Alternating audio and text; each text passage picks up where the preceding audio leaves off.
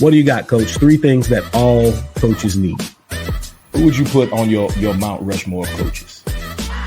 New York or the Aces? Definitely going with the Aces. All right, 4th down. Who has the tougher job, coaches or officials? If you could have any superpower, what would it be and why? For Texas, it's different.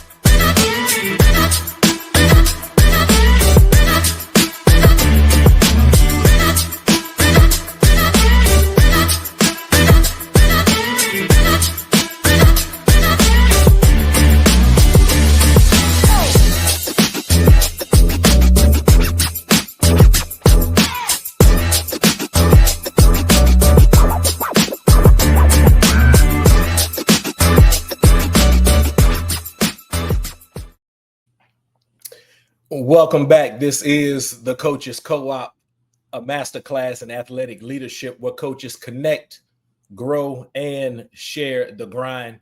I'm your host, Michael Prejean, better known as Coach P. Each week, I'm teaming up with coaches across the country to break down the wins, the lessons, and everything in between. This week, we got a very special guest. I am teaming up with head women's basketball coach Leanna Davis of Cypress Ridge High School in Cypress, Texas. This is year 5 for Coach Davis leading her program. In year 2, they made history, leading her girls to the first ever playoff victory. From corporate America to the hardwood. She is passionate about building traditions that last well beyond the scoreboard. I need y'all to welcome with your real hands and with your virtual hands, Coach Leanna Davis. Coach, how are you today? I'm good. Hello. Happy, grateful, blessed to be here for sure. I am glad that you are here. All right, check this out. This is what we're going to do, okay? This segment is called Talk That Talk.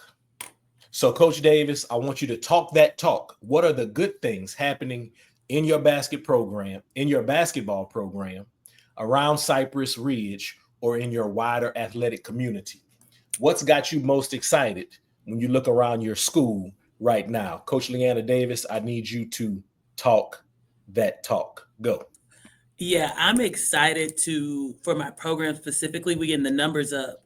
We got probably 20 freshmen in the class period, and we're a month into a school. So probably every other day, 2 or 3 times a week, somebody's sending me a message on Schoology, or they're sending a email through the counselor to figure out what they can do to be in the basketball program. So that means the message is spreading. More girls want to be a part of it. And that's a good thing. Always a good thing, because you get in this program, we spreading the love throughout the community. We've partnered with our elementary school down the street. I take my JV and varsity girls there every other week to, hang out with the kiddos. We just went there yesterday and we walked in and they were like, I remember you. So it was a good, fun time, and just, building from the ground up, from grassroots, and, making sure we find our wins, and not just on the court, but out in the community. What's the saying? If you build it, they will come. They will come. Yes, indeed. If you build it, they will come. So, is that something new that you started when you became the head coach at Cypress Ridge?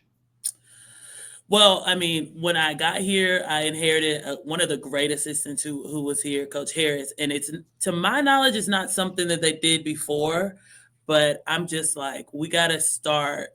Cypress Ridge is unique. There are 12 high schools in this district. We're the only high school that doesn't have a peer feeder. And we also don't have a middle school in our educational circle, so to speak.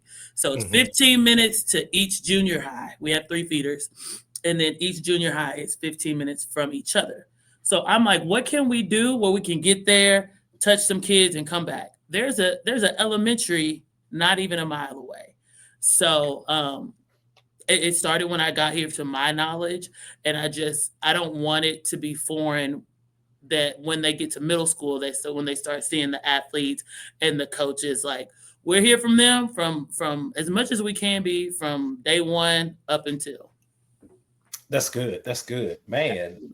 I like the way you describe Cypress Ridge as unique, Mm-hmm. Yeah, and that absolutely. y'all don't have a true feeder out of the 12 schools. I Yeah. can think of some other adjectives um, You to, need to describe that situation, but absolutely. unique is good, and you're making it work. Yes. Numbers are up, contending every year, right? You're not walking in the gym and just beating Cypress Ridge just because you walked in the gym. That's good stuff. Absolutely. I appreciate that. I learned this year. So we're also a Title I campus. So that means we have a certain percentage of our kids low and economically disadvantaged, and we happen to be the highest percentage of low and economically disadvantaged. But we also have the highest mobility rate in the district. So what that means is the kids come, the kids go. It's not our percentage is very low for kids to have been at this school for 4 years and not touch somewhere else. Whether they come back or not, we have the highest mobility rate. So I always am constantly trying to find ways not only to make them want to stick at Cypress Ridge, but oftentimes our kids are leaving because they don't have a choice. So that I'm trying to find ways that not just the basketball program, but the kids at this school, that it's something that touches them in some way, shape, or form. That's good. That's good. A lot of things that you have to combat Yeah, there at absolutely. Cypress Ridge. And what a lot of people don't understand is that in itself requires a strategy, right? So usually one of the things we talk about is making sure that we recruit our middle schools, right? So that we don't lose our kids to other campuses. But here you are in a situation where you don't have a true feeder, where it's 15 minutes from each of your feeders, right? So you got to figure out what kids are yours. Families may be tempted, right, to go to other places instead of Man, Cypress Ridge. And then you're a Title I school with high mobility. So what you're doing there is a testament, I right, to the appreciate it. leadership that you have brought to that Cypress Ridge girls basketball program. Cypress Ridge has a gym. I hope they know I what they have appreciate in you. that, man. I appreciate that. I really do. We do the best we can. Because at the end of the day, that's all we can do. But I always tell my parents, I tell the girls when we make it to the middle schools, anybody that will listen, honestly, that after 4 years in the program, we want you to leave a better young lady. That's a better person, a better student, and a better athlete in that order. So I hope I do That's a something a little bit, to impact that. that's important. I was actually thinking about that earlier, so I have some thoughts that I'll probably share on social media just a little bit later about Okay. the job that we do in education, right? So, Coach, so you said that you have not known a life without basketball. Man. So take us back. Take us back. How did your journey begin, and at what point did you know that coaching was your calling? Well, it started in the good old Magnolia, Texas.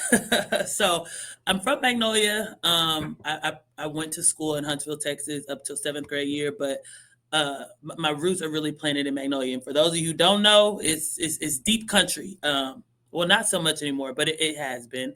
They got two high schools now, but it's definitely deep country. And I have an older brother, older sister, younger sister. My older sister played basketball. So guess what I did? I picked up a basketball. And we're always out in the neighborhoods. There was no girls this, boys that. It was, hey, who wants to play 21? Everybody on the court at once, every person for themselves, and make it happen. So that's really just kind of how I learned and picked up the game. And it was honestly just no stopping from there. So definitely followed my sister's footsteps, and then my little sister followed my footsteps. My mom played basketball. We went to her alma mater. So it's just from the Houston Comets on up. I've never known a life without basketball. It's just always been an integral part of just our family. My grandma played basketball. At any given moment, you can find my mom, my siblings, my niece, my granny at a basketball game. And that's just because I'm the coach, because basketball it's so intertwined in our family. My little sister is a coach now at our alma mater. So yeah, it's just always been, and it always will be. Okay, so but coaching wasn't your initial profession, Man. right? So Yeah, you transitioned from corporate America absolutely. into coaching. So what pushed you to make that leap, right? And Absolutely. what was the hardest part about leaving corporate America? So after I graduated college, I you know what I'm saying? I was trying to be wherever the money resides, where the money resides. And so Yeah, yeah. and so that led me to oil and gas, and because I got a degree in business. But while I worked in oil and gas corporate America, and I'm talking about, I lived in Magnolia after college for a year, and then I moved out on my own.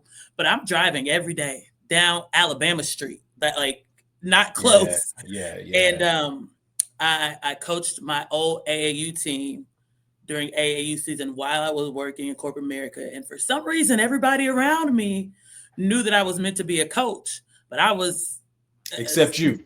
except me. I was running from it, so to speak. I'm like, I'm gonna keep coaching AAU, but I'm gonna go make this money over here. And I just always knew that's not where my heart was. So I spent 4 years doing that. And one day I just got up and I was like, it's time. And matter of fact, it's been time. So while I was working in corporate America, like I said, in oil and gas, and working to the bones, I was getting my alternative teaching certification. And I said, I have to make what I know my passion, what I know my calling and my heart is, I have to make that professional adjustment. Good. That's good. That's good. So if you could go back and do it all over again, Yeah. what would you change? Would you go straight into coaching? Would you have had a different major in college? That's an interesting question. I'm not mad at the money I did make. Okay. But I would go straight into coaching. Because I felt like I missed out on 4 years I could have had in the profession already. Like I think I would have kept my major, because I was a general business major. So I loved the college that I was a part of. But I definitely would have went straight into coaching, and still would have went the route to get an alternative certification. But yeah, I definitely would have went straight into it. And that's what, when we talk about coaching being a calling, Mm-hmm. right? That's what it is. And you have to answer the call. Absolutely. Right? When it's there, you can't run from it. We may try to, but we just can't run from it. Listen, my phone hadn't rang all day, but of course, as soon as I start recording, yeah, somebody wants to call me. So take us back to that first playoff victory. All right. Man. What did that moment mean for your team, for your program, and for your culture, for the culture of your program? Absolutely. Whew. So my first year here, it just is what it is. There were great kids in the program. We just didn't have it, right? Which is understandable. But when I say great kids in the program, I mean the fall league team right now. The coach of my fall league team is one of my players that was at Ridge my first year here. And she was a junior my first year here. Second year, senior year, it came together. My first year here, I'm just seeing a lay of land, seeing what has been done. That summer, in between my first and second year, I got a new assistant coach that I brought in, who I knew, and we just nose to the grind. I'm like, we have the talent here. How can we piece this together? Like, we have it here. And we added in Saturday practices. Here that I didn't even know Cy-Fair had a late bus. Cy-Fair ISD had a late bus, because at my previous school where I was assistant, the kids didn't ride the late bus. So we had varsity that went beyond the late bus time, like we shifted it. And we really just had a buy-in. The best player on the team in the gym, she bought in and she led everybody with her. Like we always say, good teams are coach led, great teams are player led. So a lot of my messaging went through her. We ain't have no problems. But what I added in on the basketball side, I added in at least as much off the court. So mandatory tutorials, team bonding to build team chemistry. We still do it to this day. Actually, we work the Cypress half marathon. We go out there and volunteer at like 5 a.m. I take them to U of H game. These are things that we still do. U of H game, Rockets game, to really give them a holistic high school sport experience, but help them to understand just because we're economically disadvantaged don't mean we're not going to make something shake. So if you give me all you got, I'm going to give you all I got, all I can find, all I can get support from. And I felt like that really played a big part. So just pouring into them in other ways besides just the basketball court, and letting them get to know me, I think played a big role in them laying it all out on the line for me. I think this is the 22nd or 23rd year of this school. So before I came here, they've been to the playoffs one time, and they got into playoffs with a playoff game. When we made it to the playoffs, it was outright, and then the school was behind us 1,000%. We had everybody come out to the game. We were down the street at Del Mar. But when we won that first playoff game, I still have the video on my phone. The principal came in. She was hyped. It was all over everywhere. And it just filled my heart with so much joy, because there was a time when Cypress Ridge walked into the gym, you just chalked that up as a win automatically. So to make that statement and to make it early in my career here, I knew that we could get something going, So That's good. So I want to talk about your hard work philosophy, right? Mm-hmm. Because I know that having been in a program, having been an assistant, right? Mm-hmm. And then being in a program that, it was rough. And then we were finally able to climb that hill, win a playoff game, right? Mm-hmm. Everything that goes into it. So you mentioned the team bonding. You mentioned the tutorials. You mentioned the community service, right? So you have this quote about hard work. You say, hard work is not a punishment. It's the price of admission for the opportunity to reach excellence. That's powerful. That's powerful. So how do you, what does that look like? Because y'all say it every day, right? Man, you can walk into my gym at any point, and I can be anywhere in the gym. And if I say hard work is not a punishment, every single athlete in the gym will repeat after me. And they know what's coming, every single one of them. And I use it most on the days where I am pushing them, to what they think their end is, to let them know, like, you are not in trouble. This is not a punishment, but you have to work hard in order to get anything out of basketball, out of school, out of life. But also, I need you to understand that working hard doesn't mean that you're going to get anything. It's not guaranteed. You work hard gives you the opportunity for it, but doesn't guarantee anything. Yeah. And man, it'll bring chills to you. I'm telling you. So yeah, that's we stand firm on that. So I want to have a candid conversation here, and hopefully it'll segue us into my next question. What is it? So a coach texted me today, mm-hmm. right, about something that happened, and they were like, "Man, this sense of entitlement is bananas," right? Mm-hmm. So why do you think, from a teacher's perspective, right, just from somebody in education, why do you think kids perceive hard work as a punishment, and that entitlement kind of it seems to be the status quo, right? Having that sense of entitlement. Why do you think that mindset has kind of set in amongst kids these days? I mean, I would probably start with social media. I think that kind of what they see on social media, they don't perceive it as hard work because they only see the outcome. That's They only good. see the outcome. So they don't perceive it as hard work. So they don't understand when the camera goes off. I also think that they maybe don't have the truth tellers in their life that they need. So somebody somewhere along the way has allowed them to believe that what they're doing is enough, or what they're doing is hard work, or what they're doing should get them by.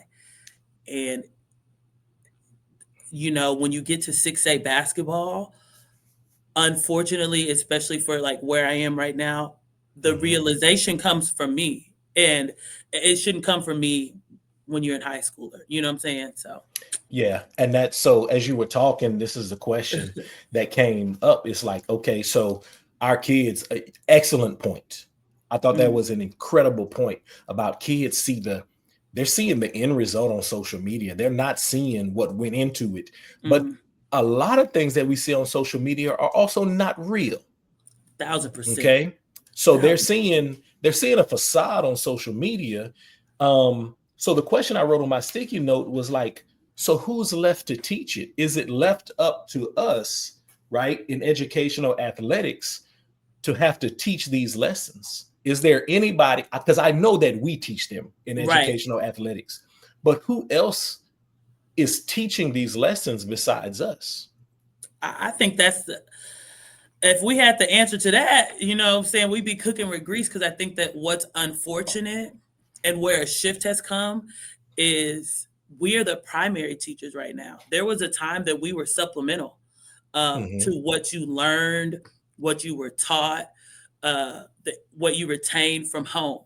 And then you come into school or athletics with the right mindset.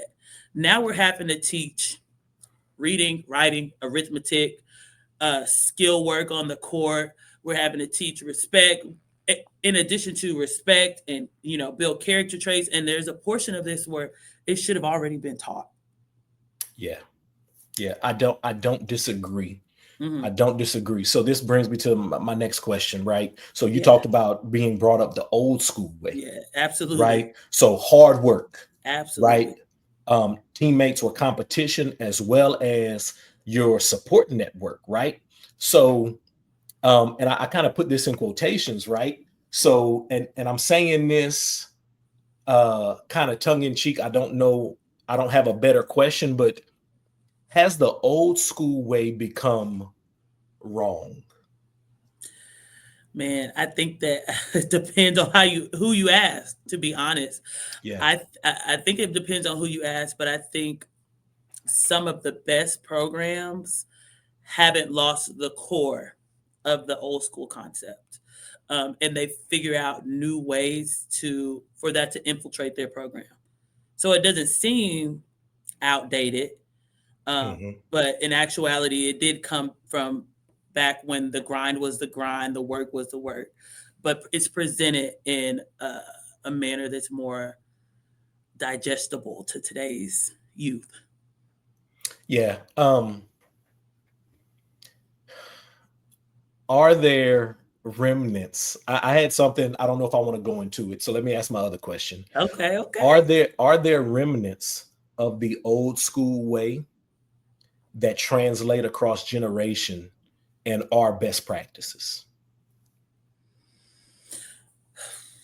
I think that differs from program to program, but from the coaches that I surround myself with, Hmm.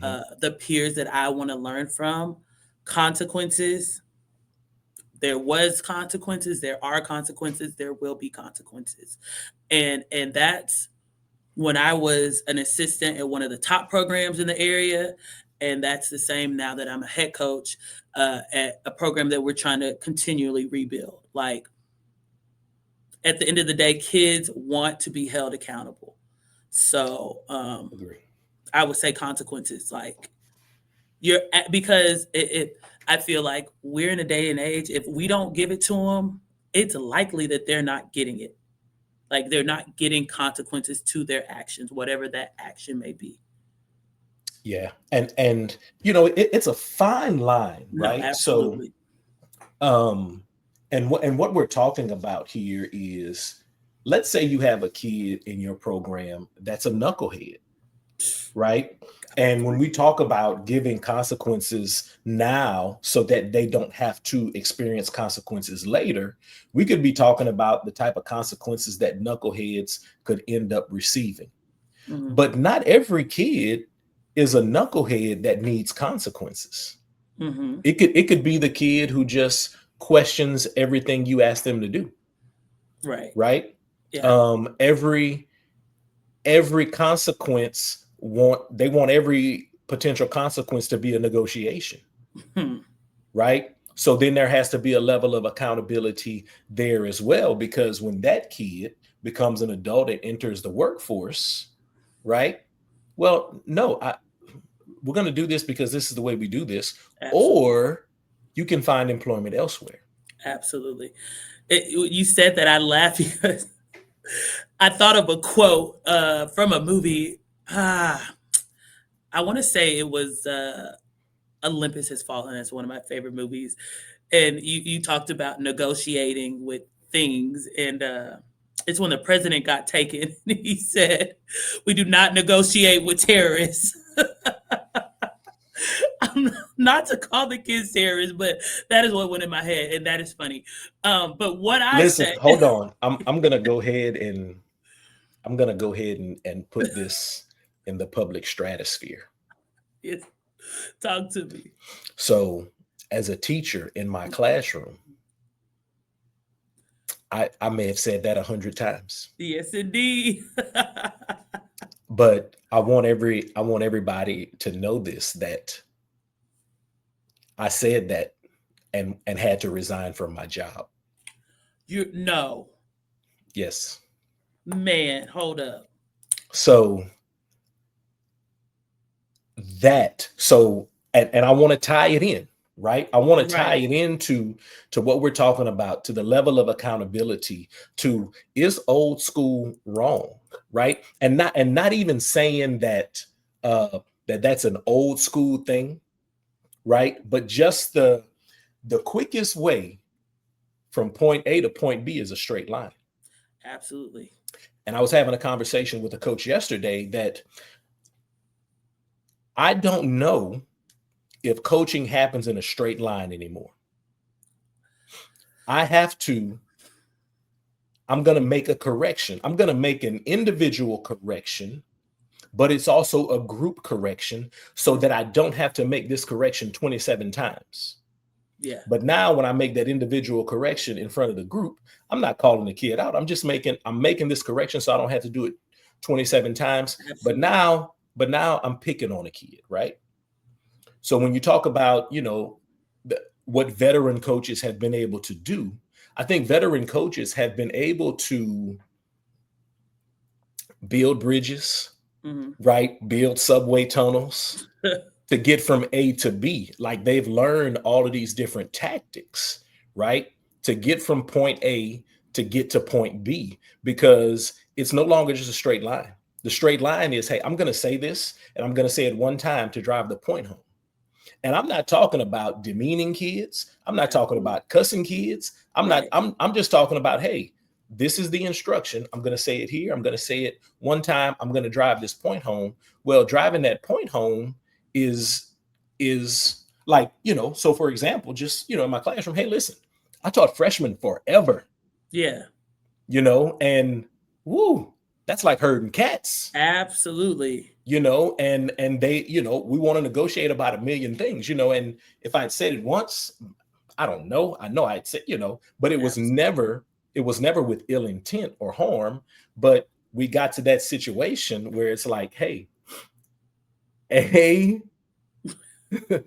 I'm sorry, somebody's texting me about day drinking. It came up on my screen. Sorry. All good. But point A to point B may no longer be the quickest way to get a point across. So that was a sidebar. But I'm saying all this to say, coaches, in your classrooms, wherever you are, you never know how somebody's going to take something. Doesn't matter if you mean it that way or not. You're very true. So take it from your boy. Your boy. Real quick to put a period on that. What I say out loud is the standard. Yes. So because I think we were kind of talking about consequences and such. What I say is the standard. And what I also say often, when you talk about saying it once, saying it 27 times, is, after I found myself repeating my words, my instructions, and my directions constantly, it is very much, when you come out here, you have to make a different mistake, because that tells me that you're paying attention. Make a mistake. We all do. Just make sure it's a different mistake. That's it.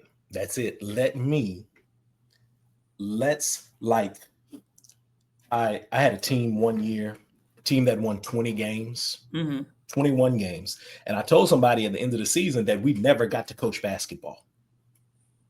We won 21 games because we had talent, but we were correcting the same mistake all year long.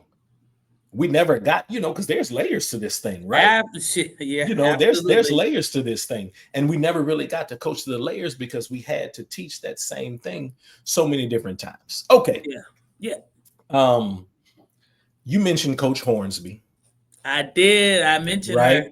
And when we talk about these, these old school coaches, what did she teach you that you're passing on to others, including your baby sister who is a coach?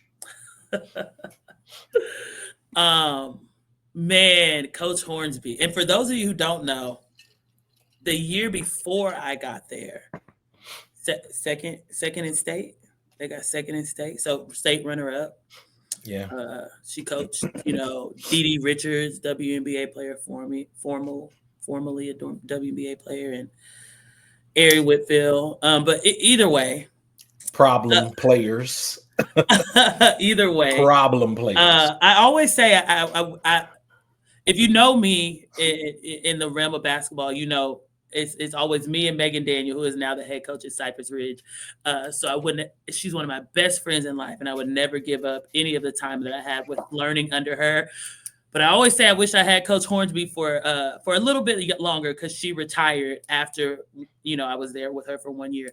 But what she taught me is it's okay to change, which is interesting because we talk about the old school way and how things used to be.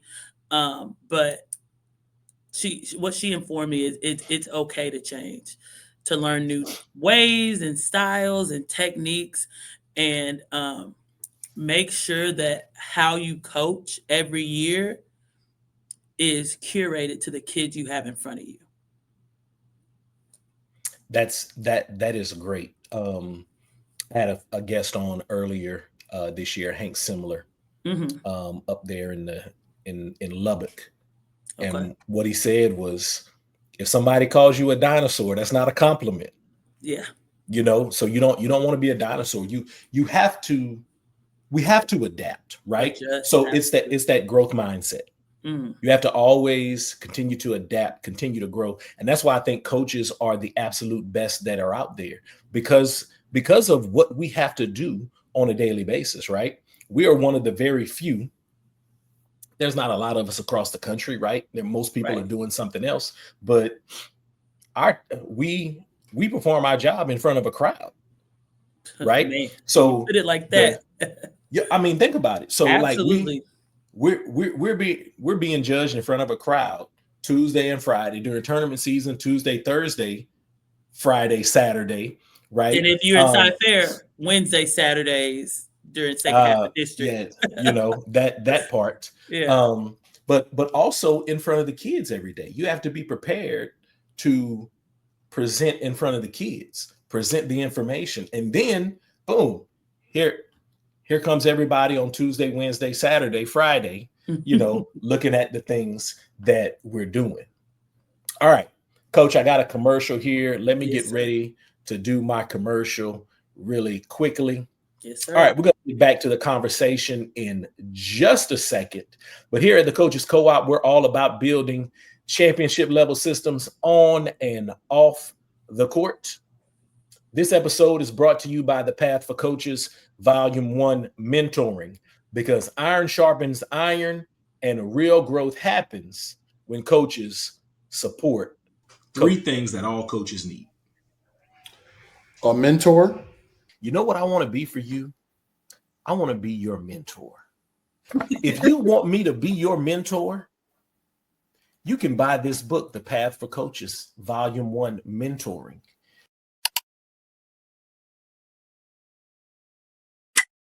You want to know where you can purchase this book? Well, you can get in touch with me. Send me a DM on Instagram. It's Podcast with Prejean. Yeah. Right? So look me up, Podcast with Prejean. I would be more than happy to send you a copy of this book. Or if you don't want to buy a copy of the book from me, you can go right here. You can go to Amazon.com and purchase this book, The Path for Coaches. Let me be your mentor. I'd love to help you out with anything that you need. If you are looking to level up your team culture, fine-tune your playbook, or just stay motivated through the grind, right? Follow the Coaches Co-op on YouTube, like, subscribe, and share. All right, let's get back to it. We are in the Coaches Co-op with Coach Leanna Davis of Cypress Ridge High School. Coach Davis. Yes, sir. What is the most rewarding part of the current role that you serve in? Oh, man. Too many things to count. Yeah, because it's interesting. Because I feel like, especially at the school I'm at, we do so many things that are not just basketball. So for me, the rewarding part is them trusting me, the players and the parents, and then being able to provide immediate support and help. Coach, I'm talking about, I've taken to dentist appointments. I've provided meals to siblings. I've worked with, our student services to get free glasses, and just knowing that those things have nothing to do with basketball. And these players trust me to let me in on their situations, and that I am able to provide support and help that has nothing to do with on the court. Yeah, that's good. That's good stuff. That's good stuff. And those are the things that people don't see. Absolutely. Right. So earlier we talked about the social media part, right? So the kids kind of see the end result. Mm-hmm. I think and then we talked about, how we were judged on Tuesday, Wednesday, Friday, Saturday, right? Yeah. So, we're often judged by what people see happening on game day. Mm-hmm. But they don't know about all of the things that happen behind the scenes. Absolutely. Just to get to game day. Absolutely. And that's why it's a calling, because nothing that's innate in us wants to publicize any of that, because that's not why we do it. And that is why it's our calling. That's right. All right, Coach, what's the hardest thing about the job that nobody knows? I don't know that nobody knows this, because the parents are tough, right? There's one side of the coin of the parents that I just, but there's the flip side of the coin of the parents that, man, whoo, there's. Yeah. So all it takes, so for those who may be watching or listening, all it takes, there's a saying that one bad apple spoils the whole bunch. Right. because of the sensitivity of the job that we do, Mm-hmm. when that one rebel They some comes, boogers. listen, and here's the thing that people don't realize. When they come, they're coming for your neck. Absolutely. Right? When the parents come for you, they're coming for your neck. And again, Man. we don't publicize the things that we do to get to game day. Right? Mhm. Nobody knows all the ups and All the downs, things, yeah. flows, right? But when it happens, they're coming for your neck. So Yes. we love great parents. Ooh. We love great parents. And then Miss as them a when they leave. yeah, listen. So as a former parent of a student athlete, I'm gonna tell you right now, my son's never played enough. Mm-hmm. But the unique situation that I had is that I was able to sit on both sides. Mm-hmm. Right. So I understood. Listen, when I go to the game, I want to see my kid play. But if my kid isn't playing, I get it. From a coaching perspective, I get it. Right. You know, and I'm going to support the program. My oldest son, you know, his senior year, he was like number 13. Yeah. Right. What's my second son? He was like number Yeah. 13. And he asked me, he's like, Dad, why do you come to the games? And I'm like, man, to support you and your friends. Right. Because those kids come to the house. Right. Those kids come to the house. I know them. I watched y'all grow up. Right. Right. So I'm coming to support you because you're my son and I love you and I love your friends. Okay. What's the easiest thing? The about easiest, the job? the easiest thing is the basketball. It's the basketball. Yeah. Who's got the harder job, coaches or officials?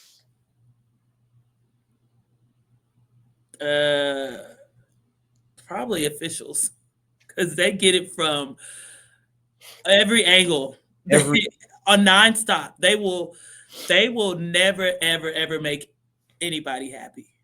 At least as coaches, if we win, that'll shut the parents up for a little bit. You know what I'm saying? That'll quiet the noise for a little bit.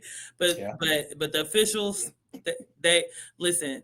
A coach told me one time, she was like, I never met a good official. And she didn't mean that like she actually never met a good official, you know, but it's just par for the course for the job. So God bless the rest. Yeah. So there are some things that I think we need to add to civil service, right? Mm-hmm. So everybody gets a jury duty summons. Every U.S. citizen should get, in addition to the jury duty summons, they should get a substitute teacher summons and an officiating summons. I like where you're going here. They gotta know. Right. And not football officiating. I need y'all on the court 8 feet from the fans. Hearing every single word. I need you to hear everything.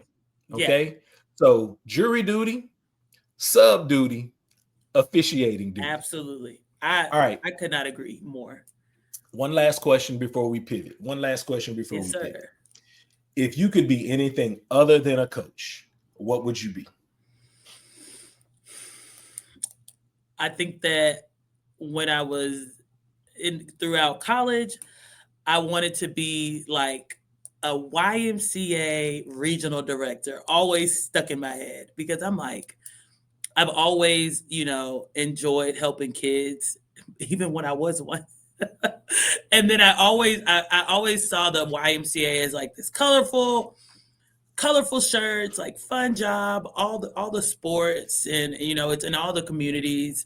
But as I got older, I realized that I do not dream of labor, and maybe one day if I played the lotto, that Mega Millions is for me. I hear that. So the only labor you want to do is the labor of love. Yes, all the love. All right, let's pivot right here, Coach. Let's pivot here. Play a game with me. I got you. All right, so this is it's got a million different names, but this week let's call it full court press. Okay. All right, we're gonna call it full court press. I'm gonna give you some quick hitters, some either ors, and some agree, disagree. Okay. We're gonna start with either or. Okay. Either or. All right, here we go. Home game excitement or away game challenge? Home game excitement. Early morning practice or late night film? Early morning practice. classic high tops or these modern low cut basketball shoes? Low cut. They're a lot they're a lot better looking. Yes. For aesthetics, low cut. Yeah, but we was tearing ankles up in those high tops too. Man, so, hold up. You already know. Yeah. you know. Unfortunately. Old school practice or new age analytics? Practice. Okay. Hooping in the gym or a game of 21 out in the country? Oh, 21 country all day. Every man for himself. Mano y mano. Listen, that can I talk to your audience real quick? go ahead. Go ahead. For those of you who don't know what 21 is, you are playing a game to 21 by yourself. You are the only person on your team, and there's probably maybe 10 other people on the court. Who knows? However many people want to get in. Now, 21's a little bit like Uno, and it's house rules. So my house rules for 21, first person breaks. You break from the free throw line, you shoot it, you get 3 points. You make the next one, you get 2 points. Then after that, one person calls it for the game. It's either all day or 3 and move. And it's for the duration of the game. All day means if I make it to the free throw line, I can stand there and shoot all day and rack up 1 point until I miss. Or if I make it to the free throw line, I get to shoot 3 shots and then I get the ball and I get to move. When we talk about moving, you score 2 points by scoring off the free throw line. And it is you versus everybody. It's you versus everybody. There are no 3-pointers. Everything is worth 2 points. So the only way you score is you get a rebound and you try to score yourself. Mind you, everybody else is coming at you. So while you might be playing against 8 people, 2 people are defending you. You get past them. There's one person waiting for you in the paint. There's another person waiting for you in the block. You have to fight to score the basket, and you get 2 points. And that puts you at the free throw line. And depending on if you choose all day or 3 and move, shooting those free throws. Now, if you are at the free throw line when you have 20 points, Talk to him, coach. It is your chance. It is your turn to shoot a free throw to get 21, and you miss, you back down to 15. You back down to 15. There's also, when I was a little younger, we used to play that if you, when you shoot the ball, if you miss and somebody tips the ball in on you, meaning they jump up, get a putback before they land on the ground, you're going back to 0. You're going back to 0. And if you get tipped when you're at 0, you're out the game, and the only way you get back in is you got to catch an air ball. I'm talking about it. And this is boys and girls on the court at the same time. Nitty gritty. Listen, make 21 great again. Put that on a shirt. So I had to teach my kids how to play pickup basketball. Okay. Let's say we got 18 kids in the gym. They're like, we're gonna make 2 teams of 8. And I was like, no, we're not. Absolutely not. Pick your 5 and pick the next 5. And then everybody else, this is what you do. They was like, but what if the teams are stacked? Well, what if the team is stacked? Then you better figure out how to beat them. Absolutely. You win, you stay on. You win, you stay on. And then games, we made game to like 5. Absolutely. It's either 11 win by 2 or 7 win by 1 or going by 1s. Yeah, absolutely. Yeah. So make 21 great again. You're a little younger Coach than me. P, put that on a hat, put that on a shirt. Listen. Bring it to the next basketball conference. We didn't, when I was younger, we didn't play tips. Okay.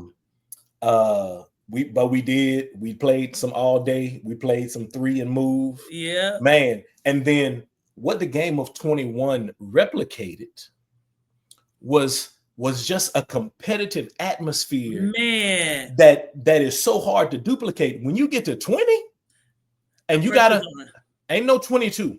There's ain't no no 22 player in the game. It's 22. 21. It's 21, man. So listen. So you better make that free throw. And I had a brother. My brother's like 6'5". He didn't play basketball, but he's like six. Like everybody came out to play 21. Listen.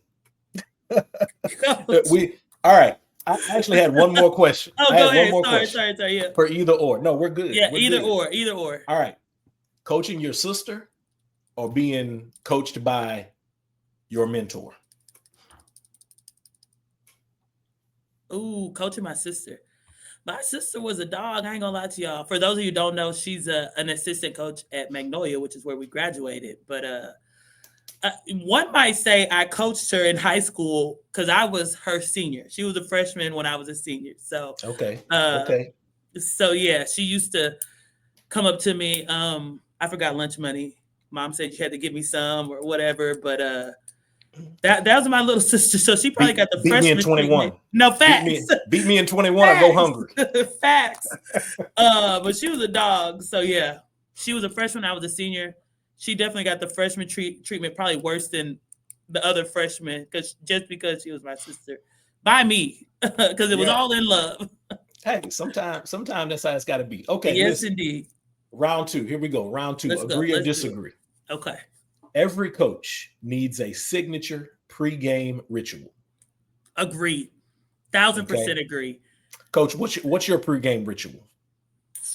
It involves Crime Mob, Little Scrappy, Lotto, Cardi, a speaker, and getting dressed in the restroom. It's just we let loose. It's off. It's free. We let loose. The speaker is on as loud as it can go, and you probably get about 2.5 good dances out of us, and we're just running around laughing. Whatever coaches are in the office at that time, it's a vibe. That's good. Agree or disagree? Technology has made the game easier. Disagree. Because I think that some people, some athletes, coaches, trainers, try to use technology instead of actually doing the thing. Do the thing. Do the thing. That's good, Coach. All right. Agree or disagree? Tradition is more important than talent. Agree. Because tradition is supposed to be time withstanding. Talent comes, talent goes. At the end of the day, you only have them for 4 years. But what is something that 20 years ago we did this, and 10 years from now we're going to do this? That's good stuff. All right, last one right here. And then we're going to get into crunch time. Yes, indeed. Agree or disagree? PE teachers make the best basketball coaches. Agree or disagree? Strong agree. 10 out of 10. There it is. I get to be in the gym all day, man. Don't get much better than that. That's what's up. All right, Coach, we're in crunch time. That means we're down to the last 5 minutes of the episode. Okay. So crunch time goes like this. It's going to be 3, 2, 1. 3 in the key. 3 things that all athletic professionals or coaches need. 2 shots, 2 of the toughest challenges or foulest things you've experienced. And then one thing you would like to share and is your final message. So let's start with 3 in the key. Coach, what are 3 things that all athletic professionals or coaches need? Yeah, I think you need somebody great in your corner.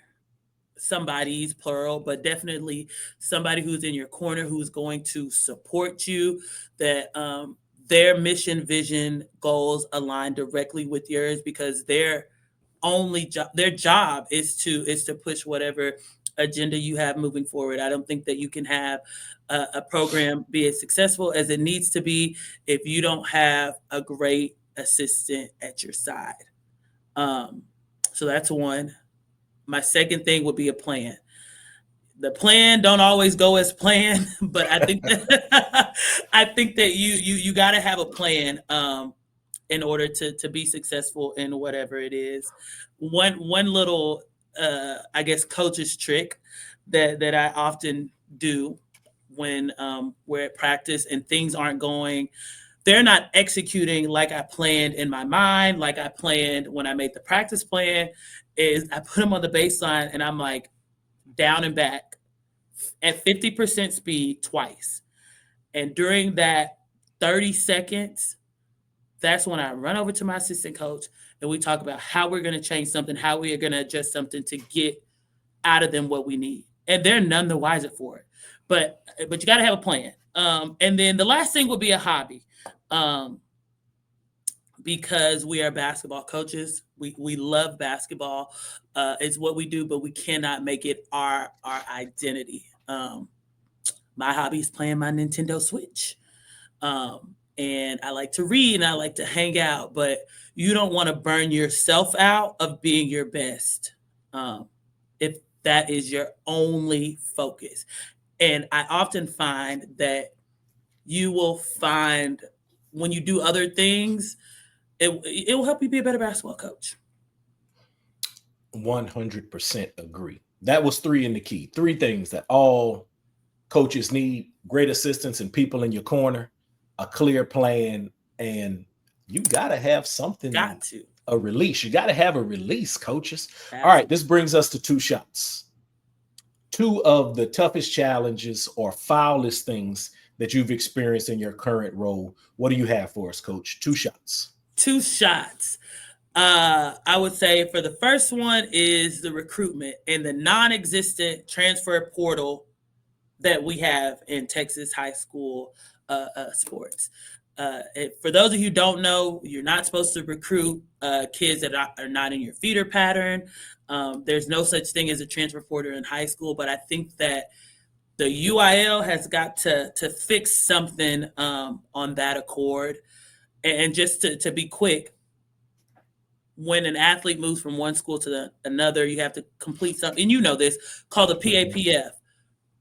During that process of the PAPF, the new school has to make a home visit to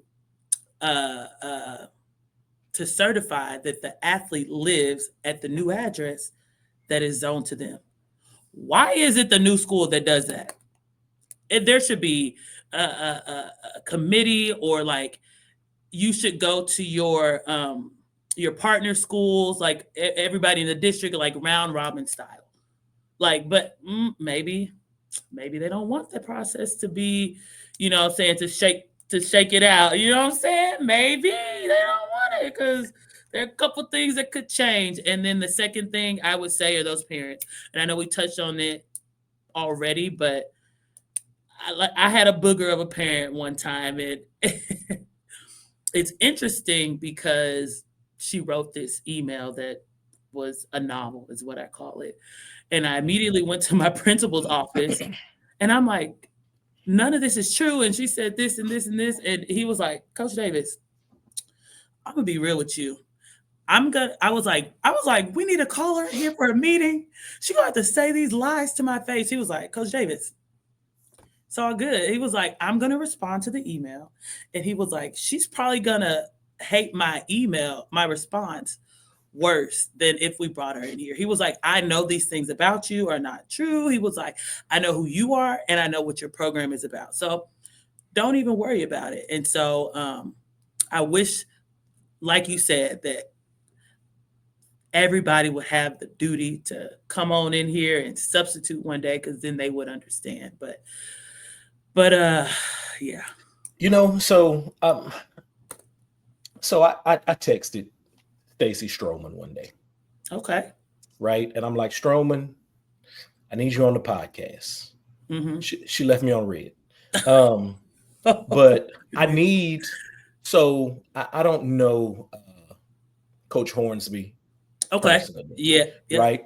But I need the Coach Hornsby, the Coach Stromans. I don't know Pam Crawford personally. I don't know Ann Robeek personally, but I need to have conversations with them because I want to know. I want the history. Absolutely. I want the history of the parent interaction, because I have a theory, and the theory that it's parents who are my age. And we know good and well we weren't raised the way we are raising our kids. Man. So I got beef with parents who are my age.